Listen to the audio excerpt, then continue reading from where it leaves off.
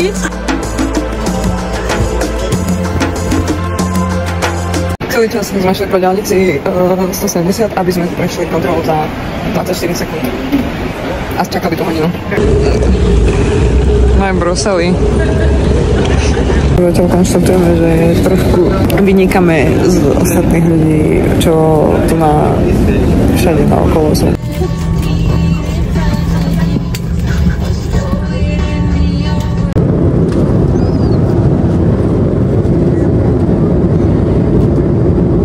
Od 30 minút máme pristávať v Nairobi a zatiaľ sme 40 hodín mimo Afriky.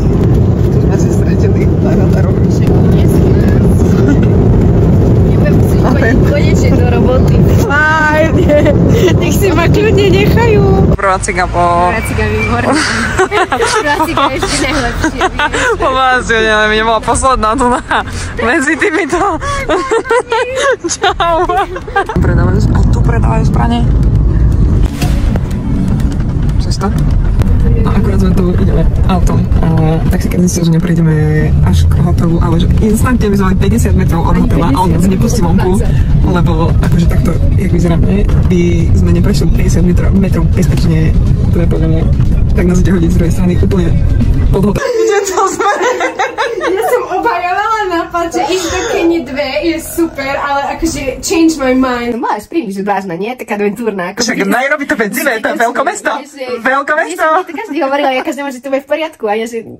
Audio Jungle.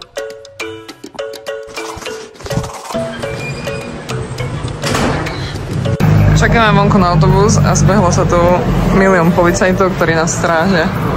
Potom, čo nás trošku postrašil vedúci z hotela, že takéto veci sa tu bežne, že zaplatíme a nikto po nás nepríde, sme konečne na našom safari vane.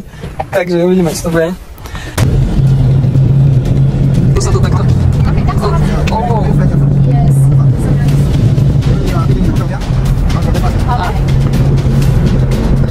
Ten má proste prdeli.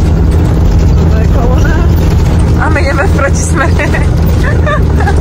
Čak čo? Nebudeme tu čakať 20. Už sme v kempe. Čo máme na jedlo? Predaj to. Všetko. Niečo, čo sa bojím, aby som nedostala food poisoning. Toto je naša izba. Normálne room tour. Máme takéto. Vieme sa aj takéto stanúť. Aj mám otvorené. Či to je v piči, mi dá svetý pokoj. Ako to aj sme, len by sme peniaze nevyrotali ani náhodou, my sme teraz na mizine. A je prvý deň. To je aké veľké. Nemám. Menšie komplikácie. Celé auto nám osídlili mravce. Ich pekne vykaličil. To je aké majú pokrúcené nohy. Tak, dokrýva. Oj, chudáci. Tak vám treba. Zoznamka americká. Je dobrý zaplatila som ty. Vyťahni z brucha, koľko tu je týchto žiraf? 100. Ešte viac. Absolutne. Mám začať počítať. No poď. Mám začať. Ja učím štatistiku. 200. Určite aj. 200 majú dokopy nôh. To je živý levo. Slon africký od toho indického sa líši tým, že má oveľa väčšie uši. Celkovo je ťažší, môže mať až 7,5 tony a aj samičky, aj samčekovia majú klí na rozdiel od toho indického. Tu som asi čísla. Koľko je to? 5 metrov? Čiže celkovo sú najväčšie slony na svete. Dneska máme obed na safari. Toto je kuracie mäso. Žemla. Všetko. Mohli začať utekať. Tak, tento án bol povýšený a opravdu auto.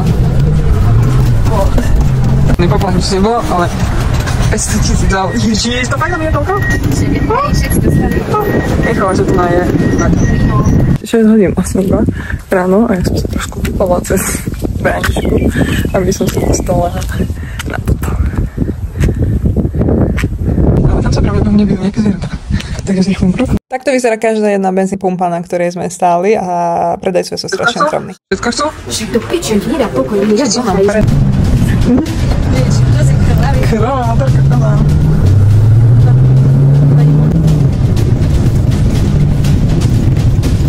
Myslíte, že to máme zjesť, alebo si utrieť tvár, alebo ruky, alebo čo?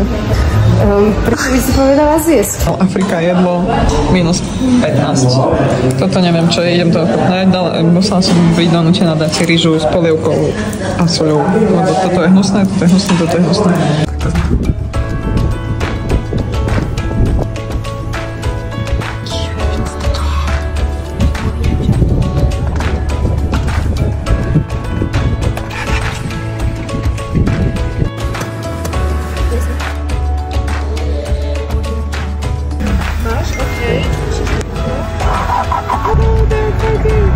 Dnes sme trošku pridopadli počasie a naše safari outfity prší a máme na sebe všetko, čo už máme, nemáme čo na oblečenie, je zima a pike.